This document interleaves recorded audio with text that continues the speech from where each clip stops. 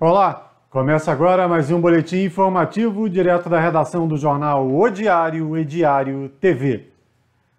Uma pancada de chuva, em pleno outono, mas parecendo verão, causou pequenos problemas em diversos pontos da cidade. Na Carmela Dutra, situação que infelizmente se repete é essa. Choveu um pouco mais forte, a rua registra pontos de alagamento em vários trechos. No início, no cruzamento com a rua Rui Barbosa e outros trechos. É um problema antigo, entra prefeito e sai prefeito e ninguém resolve. Isso porque a situação fica coladinha na prefeitura. Ali ao fundo está o Palácio Tereza Cristina. É um problema recorrente, repito. Todos os prefeitos que já passaram por lá nada fizeram e o atual tem a oportunidade de resolver esse problema. Afinal de contas, estamos agora entrando aí no período de estiagem, teremos ainda mais algumas semanas aí com preocupação em relação às chuvas fortes. Depois teremos um longo período de estiagem para que a prefeitura possa tomar alguma medida e resolver essa situação. No sistema de bueiro, construir galeria, algo tem que ser feito. Quer ver outro local onde a situação também tem sido registrada com frequência? Lá no centro da cidade, até pouco tempo atrás, essa situação era impensável, Nas proximidades do Parque Regadas, João Manuel Madruga, alagamento, olha só, nem choveu para tudo isso antigamente, ocorria esse tipo de alagamento quando o rio Paquequer transbordava. Aí, pela cor da água, a gente já vê que não é o rio Paquequer, a água da chuva, limpa. Não tem água barrenta, não é rio transbordando, ou seja, bueiros entupidos no Parque Regadas e esse trecho de rua, que até alguns anos atrás não registrava nada do tipo, com um alagamento, assim como na Adolfo Moreira e vários outros pontos da cidade. No bairro da Tijuca, moradores também registraram problemas em algumas ruas. A gente olha assim, acha que é um rio, que é um curso d'água, mas não, é rua no bairro da Tijuca. Mais uma vez, a rua mais baixa é prejudicada, todo o volume de chuva vem sendo arrastado, vai para a parte mais baixa, onde deveria existir uma galeria, para permitir melhor esse escoamento, mas nem os bueiros são limpos adequadamente, aí choveu mais forte e isso ocorre. Vamos agora para o bairro de São Pedro, olha só o flagrante, enviado aí através do colega Cacau Repórter, José Carlos Cacau, um morador do bairro do Rosário, registrando, assustado, o grande volume de chuva nessa comunidade. Lembrando que o Rosário é um dos bairros aí que aguarda há muito tempo uma intervenção por parte do poder público, porque grande trecho da comunidade está em situação de risco, principalmente aquela parte mais colada na Serra dos Cavalos. Aí quando chove dessa maneira, mesmo o verão tendo terminado, as pessoas ficam bastante preocupadas. Nesse momento, inclusive, choveu granizo, a situação que se repetiu em vários pontos da cidade. Em Quebra-Frasco, os moradores estão sem energia elétrica porque uma grande árvore tombou e fechou o principal acesso do bairro. Nesse momento, a equipe da Enel está no local fazendo aí a manutenção, que pode ser feita até a retirada da árvore, e moradores aguardam esse serviço, retirada o corte dessa grande árvore que fechou o bairro de Quebra-Frascos e a retomada de serviços como a energia elétrica. Agora, depois dessa tempestade, que causou esses problemas que mostramos aqui e outros, como na Hermitage, por exemplo, também situação comum, olha só como ficou o final de tarde em Teresópolis. O céu avermelhado nessa imagem tomou conta das redes sociais. De diversos pontos da cidade, foi visto esse céu vermelho, depois da tempestade, já diz o ditado antigo, a música antiga. Depois da tempestade, olha só que céu bonito, que céu avermelhado. Esse flagrante aí feito da redação mesmo, aqui da nossa redação do Jornal Diário, Diário TV, mas nas redes sociais foram dezenas de imagens, dezenas de flagrantes aí feitos em vários pontos da cidade, lá do interior, do terceiro distrito, da zona urbana, fechando a terça-feira com essa bonita imagem, depois desse susto com o temporal, porque Teresópolis, toda vez que chove mais forte, a gente fica preocupado, logicamente. Vamos agora para o interior do município, um registro lá na localidade de Venda Nova de falta de respeito, falta de empatia e falta de cuidado com o meio ambiente. Um trecho às margens da RJ 130, Teresópolis-Friburgo, frequentemente está dessa maneira, vira depósito de lixo, e lixo doméstico, entulho e todo tipo de resíduo depositado erroneamente, criminosamente nesse trecho aí, que fica bem pertinho de uma escola que é exemplo, a escola Francisco Lippe. A CIA Francisco Lippe fica em frente a uma escola agropecuária que é exemplo no interior do município e também no estado, né, recebe vários prêmios, mas perto dali os moradores parecem que precisam, inclusive, ir para a escola, aprendendo um pouquinho mais na escola ali no CIA, para não cometer esse tipo de situação. Lembrando que esse é apenas um dos flagrantes desse tipo de delito que vem ocorrendo na cidade. Não só na zona urbana. Na zona urbana a gente já falou dezenas de vezes de locais aí com despejo criminoso de resíduos sólidos de todo tipo. Inclusive, na semana passada, moradores da Beira-Linha fizeram um flagrante de uma pessoa pegando um sofá, tirando do teto do carro, olha só que vergonha, e depositando na rua Beira-Rio. Olha só que absurdo. Pegou o sofá, lá que não servia mais para ele, e jogou nas margens da rua Beira-Rio, ao lado do Paquequer. E depois quer colocar a culpa na prefeitura por diversos problemas que podem ser gerados por essa situação. Infelizmente, é frequente na zona urbana, são vários pontos aí com lixões clandestinos desse tipo, mas no interior também é necessário ter um olhar apurado aí por parte da Secretaria de Meio Ambiente, que é responsável por fazer as campanhas de educação ambiental, de fiscalização e também de punição, né? Fazer uma campanha, de repente, com as associações de moradores, porque há diversas localidades no interior do município, segundo e terceiro distritos, onde esse problema vem crescendo a cada dia. E depois que ele tomar uma grande proporção e as pessoas acabarem seguindo esse exemplo ruim, vai ficar muito mais difícil resolver, né? E olha que Teresópolis é referência no interior, na agricultura, e não deveria cometer esse tipo de situação, né? Não deveria passar por esse tipo de situação nas comunidades do interior.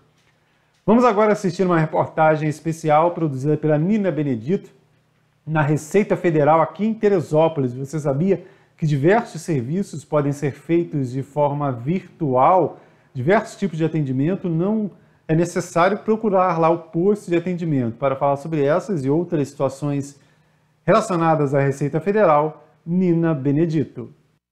Hoje a Diário TV veio até a Receita Federal, unidade de Teresópolis, mostrar um pouquinho do projeto criado pela Receita Cidadania Fiscal, onde você vai poder tirar todas as suas dúvidas, principalmente sobre a questão do imposto de renda e auxílio emergencial.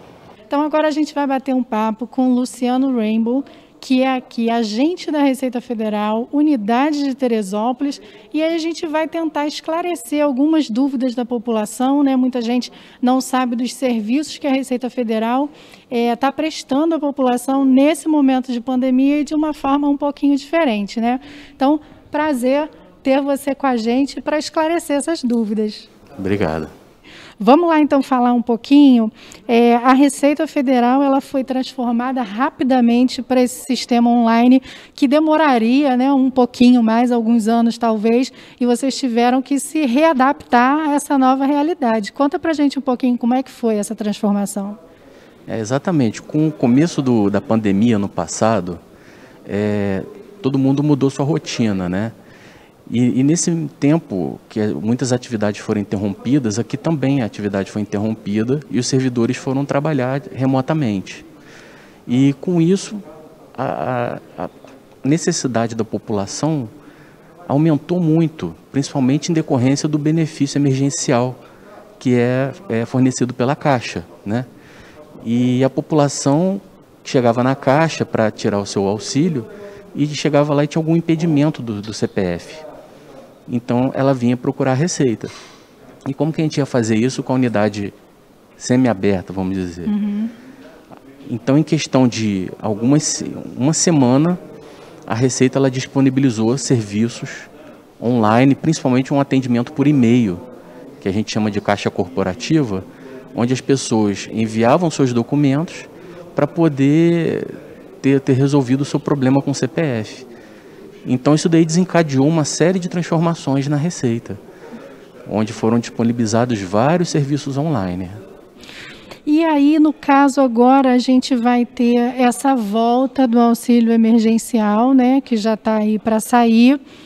Pode acontecer a mesma coisa, da pessoa ter algum problema com o CPF e ela vai correndo para a Receita Federal para tentar resolver o seu problema. Só que agora, dessa vez, ela vai poder fazer esse serviço online.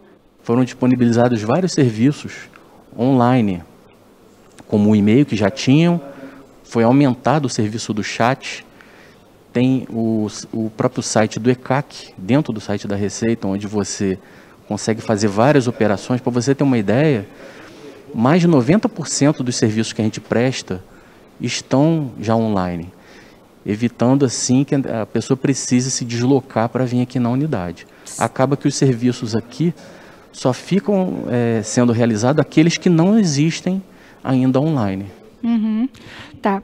E aí, a Receita Federal também está realizando um projeto, um trabalho de cidadania fiscal, né, que vocês vêm tentando envolver essa divulgação dessas informações todas com o público, né, e também com os contadores da cidade. Fala um pouquinho sobre o projeto. Isso. A nossa ideia é reforçar, melhorar essa comunicação com toda a sociedade, né? Ao mesmo tempo que manter todo mundo informado, mas também mostrar os benefícios da arrecadação tributária, para onde vai ser destinado esses tributos, né? E com isso a população tem uma maior consciência da sua participação na sociedade e mostrar que pode fazer uma diferença. A gente está no período de correr para fazer o imposto de renda aí, né, com prazo até o dia 30 de abril.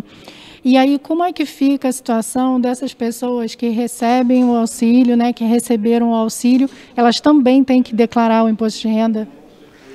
Vai depender de quanto que a pessoa recebeu no ano passado. Por exemplo, uma pessoa que trabalhou parte do ano e na outra estava desempregada recebendo auxílio, ela vai ter que somar esses valores todos que ela recebeu de trabalho para verificar se alcançou o valor de R$ 22.847,76. No ano? Durante todo o ano. Uhum. Se passar disso, tem que declarar sim, no imposto de renda. E ela pode fazer isso, então, se ela tiver alguma dúvida, através desses canais online para tirar essas dúvidas, até mesmo no chat. Isso, ela pode utilizar esses canais. Existe até um aplicativo para celular chamado Meu Imposto de Renda. Você pode acessar tanto pela internet quanto instalar o aplicativo. Uhum. Aí nesse aplicativo, hoje em dia, ele avançou de tal forma que hoje em dia a pessoa consegue até já tirar cópia da última declaração, consegue saber sobre restituição, se caiu na malha. Tem vários tipos de informação, hoje está bem completo. Inclusive, a maioria dos casos, a pessoa procura aqui a Receita para conseguir aquele informe de rendimentos da empresa, que às vezes a empresa não entrega. Sim. Então, hoje já dá para entrar no site da Receita e tirar no ECAC, tirar o informe de rendimento sem a necessidade de ter que se deslocar para a Receita. Sim, quanto menos se deslocar é melhor nesse momento, né? Exatamente. A instituição está focada justamente no benefício da população para não ser um empecilho, e sim um facilitador, né? Para que a pessoa não tenha necessidade de se deslocar e conseguir tudo o que precisa estando em casa. Uhum. Vai ser inaugurado agora um núcleo de ação contábil da Unifeso que vai oferecer, então, uma orientação gratuita a essa população. Isso. O senhor já pode falar sobre isso? A Receita Federal ela tem um programa chamado Cidadania Fiscal. E ela faz convênios com universidades e criam esses núcleos, chamados NAFs. Então, em várias cidades, nós temos esses convênios com as universidades. Aqui, nos próximos dias, está para ser lançado esse convênio, o convênio já foi assinado e já vai ser inaugurado o NAF da Unifeso, onde estudantes universitários vão prestar orientação à população sem cobrar nada, é um atendimento gratuito que eles fazem. Quem tiver, então, aí alguma dúvida pode ser amparado por esse núcleo. Também tem várias informações que a pessoa tem alguma dúvida, pode procurar também o NAF, além dos canais da internet, que nem eu falei. Luciano, mesmo com toda essa facilidade aí da internet, a Receita Federal, mesmo assim, ela continua atendendo presencialmente? Sim, a Receita Federal ela está constantemente aberta. O nosso atendimento ele é necessário justamente um agendamento para justamente evitar aglomerações. Então a pessoa pode agendar pela internet. Geralmente esses serviços que não se conseguem online, a pessoa agenda e vem aqui na Receita para ser atendida, seguindo todas as normas sanitárias de proteção. dia e horário certinho, que é para evitar também a aglomeração de pessoas. Exatamente. E a agência está aberta de 9 às 13. São os horários, aqui dentro desse horário que é feito o agendamento. Tá aí, então, para você que tem dúvidas sobre o seu imposto de renda, vale a pena aí você baixar o aplicativo Meu Imposto de Renda e também o site aí da Receita Federal para tirar todas as suas dúvidas. Não precisa mais se deslocar aí, evitar ao máximo a circulação de pessoas nesse momento que a gente está vivendo. Dados do Cadastro Geral de Empregados e Desempregados do país, do governo federal, mostram que apesar da pandemia, da crise gerada pela pandemia, no mês de fevereiro, Teresópolis mais demitiu do que contratou. Aliás, mais contratou do que demitiu. Tá aí os números, né? Só reforçando, né? Mais admitiu, né? Tá ali mais admissões, período de fevereiro passado, né? O último balanço divulgado, foram 1.166 admissões contra 950 desligamentos. Com isso, gerando um saldo de 216 empregos, né? Foram 950 demitidos, 1.166 contratados. Embaixo ali a gente tem um gráfico que mostra exatamente aquela crise gerada pelo começo da pandemia, né? Março do ano passado, olha só como vem para baixo o gráfico.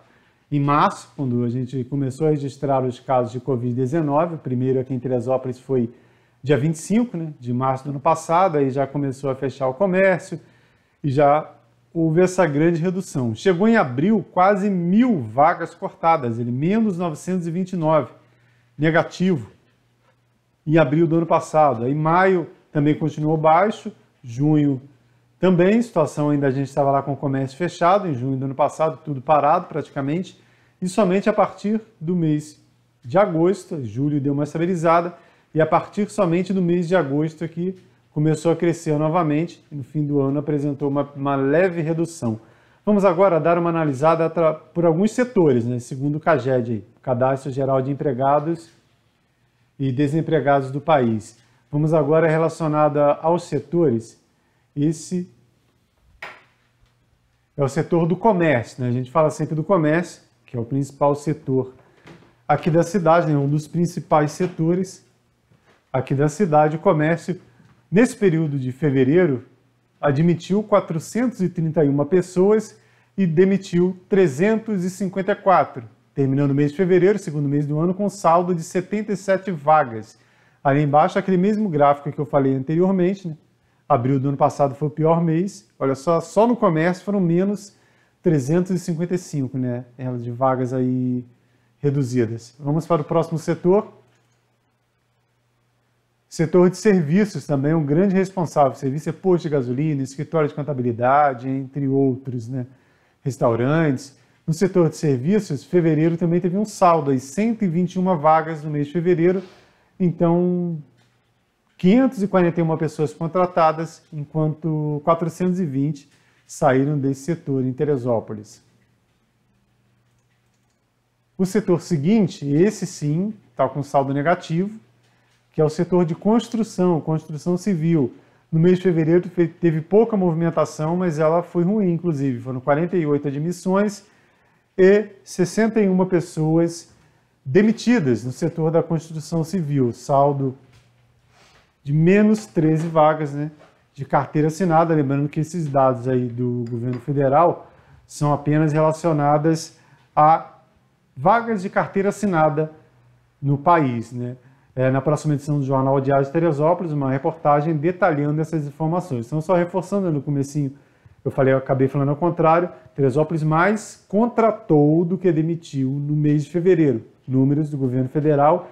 E isso relacionado a vagas de carteira assinada, né? Se a pessoa, muita gente foi mandada embora, mas não tinha carteira assinada, então não entra nessa lista.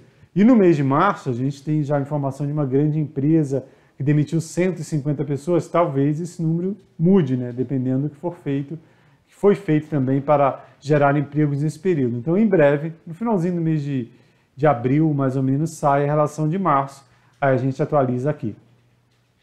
Na edição anterior do boletim, falei sobre um caso de vacina fake, né? Uma vacina aplicada, Aliás, a idosa foi espetada, mas não recebeu a vacina, e falei já na ocasião que era notícia falsa, que não era aqui em Teresópolis. A assessoria de comunicação havia explicado a situação e logo depois dessa participação aqui no boletim, a gente recebeu informação da prefeitura do local onde ocorreu o fato, que é a prefeitura de Jacareí, interior de São Paulo. Saiu a nota, né, essa imagem circulou, muita gente aí nas redes sociais falando que era Teresópolis e, inclusive, afirmando, tenho certeza, uma pessoa que trabalha na saúde me falou, mas não foi em Teresópolis esse caso aí. E segundo a prefeitura do local onde ocorreu, no Jacareí, a técnica responsável por essa situação, que foi filmada por um familiar dessa idosa, já foi afastada. Agora vamos falar da vacina de verdade aqui em Teresópolis. Novo calendário para a segunda dose. Aplicação, segunda dose da vacina Coronavac contra a Covid-19. Atenção você, idoso, que recebeu aí de 29 a dia 2 e 4. Está lá o calendáriozinho marcado, né, no seu calendário. Quem recebeu a primeira dose tem uma data lá, um período que você pode ser vacinado. Aí lá está dizendo 29 do 3 a 2 e 4. O atendimento será nesta quinta-feira, dia 1º. Então você que recebeu lá a primeira dose da Coronavac, agora vai receber a segunda dose.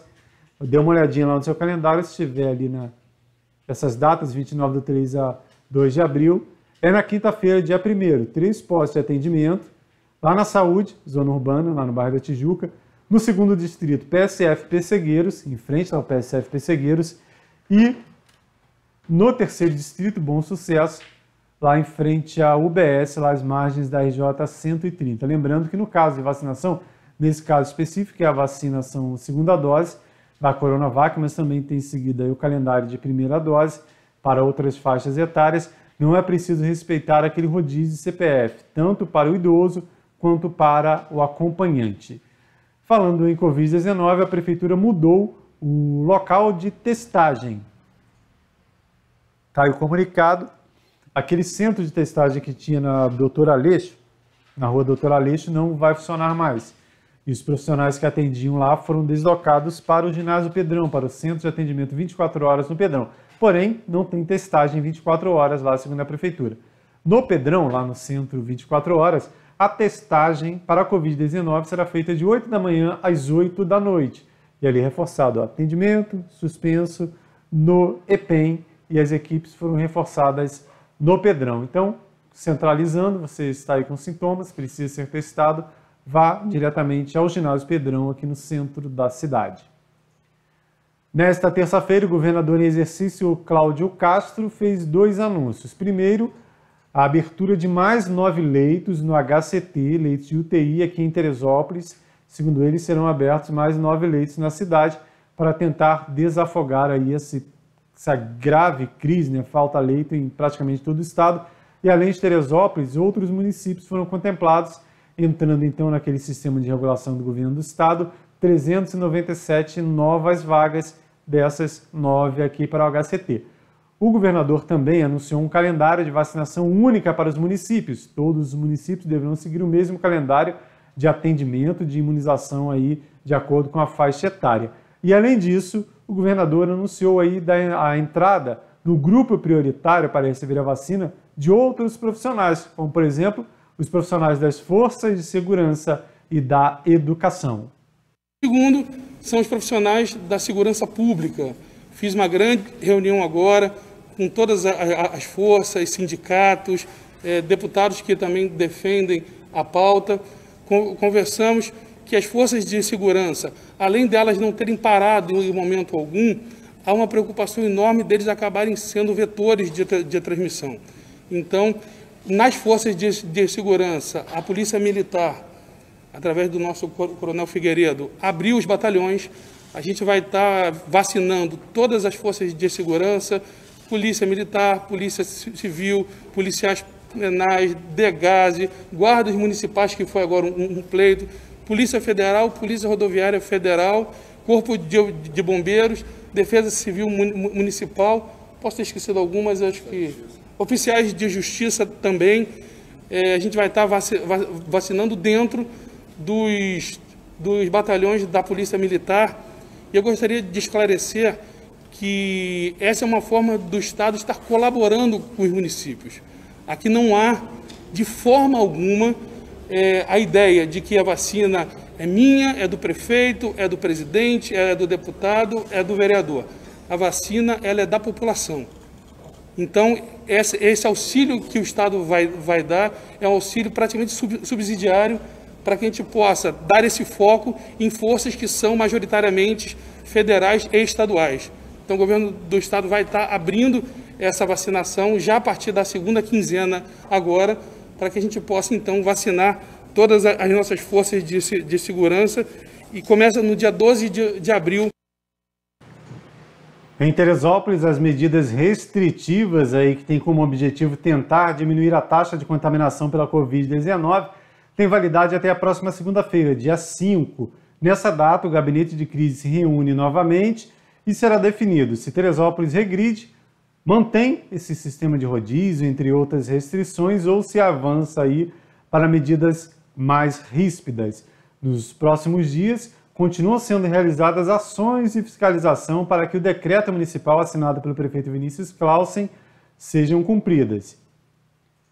Nesta terça-feira, o flagrante na rodoviária, terminal rodoviário, onde a Guarda Civil Municipal recebeu informação que havia muita gente, aglomeração, fila nos ônibus, e a Guarda Civil foi lá fazer uma fiscalização para ver se o CPF estava em dia, né? O rodízio de CPF estava em dia, estava tudo certinho, e segundo apurou a Guarda, apesar de parecer, né, que tinha algo errado, todos os abordados lá no terminal rodoviário estavam no CPF certinho, de acordo com o final do seu documento e a data prevista aí para atendimento.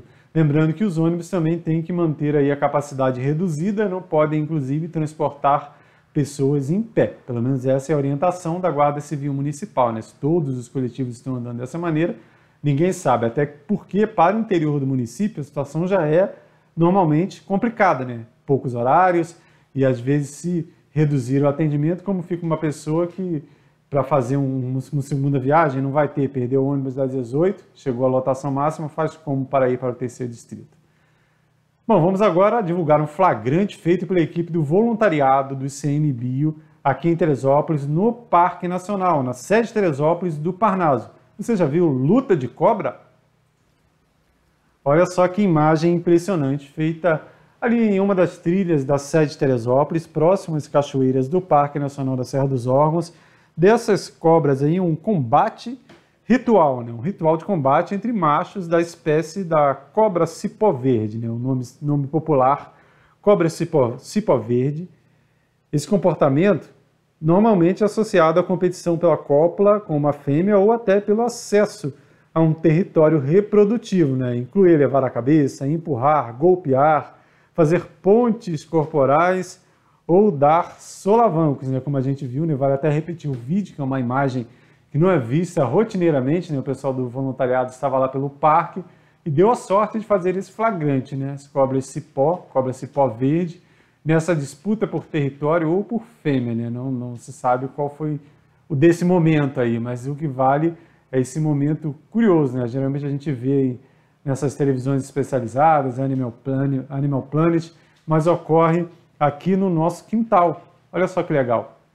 E um dos motivos para se registrar esse tipo de flagrante em um local de acesso comum, né? Não só local de pesquisadores, acesso mais restrito, é porque o parque segue fechado, né? Nesse momento aí de pandemia, os 3 parques estão com as portarias fechadas, sem visitação, então só o pessoal que trabalha nas unidades de conservação ambiental, os animais acabam ficando mais confiantes, vão visitando outros locais aí onde eles frequentemente não iriam. E durante todo o ano aí, nesse ano, no primeiro ano de pandemia que a gente vem vivendo, mostramos vários flagrantes do tipo onça parda, irara, entre outros animais aí curiosos aí que tem na nossa Mata Atlântica, aqui nos fragmentos aqui de Mata Atlântica da região, mas que acabam aí reprimidos pela presença do homem e quando a gente sai de cena, eles aqui acabam tomando conta.